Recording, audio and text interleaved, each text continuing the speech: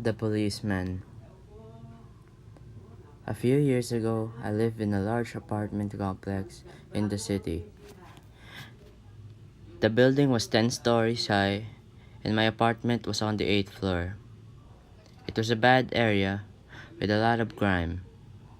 I was planning to move out soon, so I never bothered to get to know any of my neighbors. One Friday night, I came home from a hard day at work, and I was feeling very tired. I got into the elevator and pressed the button for my floor. When the doors opened, there was a man standing there. He was dressed in a long overcoat, and his hat was pulled down low over his eyes. "Hello," I said, trying to be polite. The man didn't answer. As I got out of the elevator, he pushed past me roughly and got into the elevator and started pressing the buttons. "What a jerk," I muttered to myself. I unlocked my apartment door and went inside. I went straight for the bathroom. While I was washing my hands, I happened to glance in the mirror and noticed something strange. There was a dark red stain on my sleeve of my shirt. It looked like blood. Then I remembered the rude guy who had bumped into me at the elevator. It made me feel sick. I didn't know where the blood had come from, but I had my suspicions. I immediately locked my front door.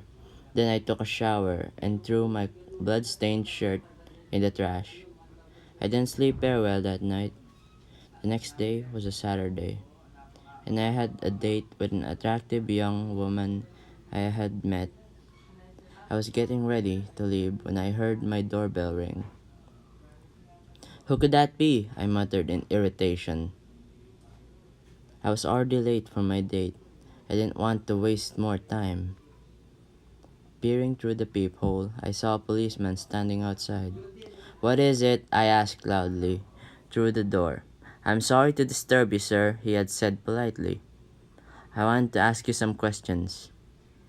There was a murder last night in the apartment next door to yours. I was late for my date. I didn't want to get involved." "Sorry, officer, I didn't see anything," I lied. "But you may be able to help us," said the policeman. "Did you see anybody suspicious? Can you at least open the doors to talk?" "I wasn't at home last night," I lied again. "Sorry, officer, I can't help you." "All right, sir," the policeman responded. "Thank you for your time." He walked off down the hallway, and I continued getting ready for my date. For the next few days, I felt very nervous. My next door neighbor had been murdered. The neighborhood was really unsafe. I was glad I was moving out soon. I also felt very guilty about lying to the policeman. After all, I had seen the murderer. Even though I hadn't seen his face, perhaps there was something I could have done. The police that would help them catch the killer. Sometimes crimes can be solved by little details. One morning, before I went to work, I was wondering if the police officer managed to solve the case. I turned on the TV and watched the news, but they didn't mention anything about the murder. When I was leaving for work, I noticed a bad smell in the hallway. It seemed to be coming from the apartment next door. I had a sinking feeling in the pit of my stomach. The hair on my back of my neck stood on end. I went to find the building manager and told him about the smell.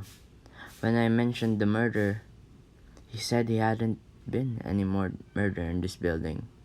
I convinced him to come back up to my floor.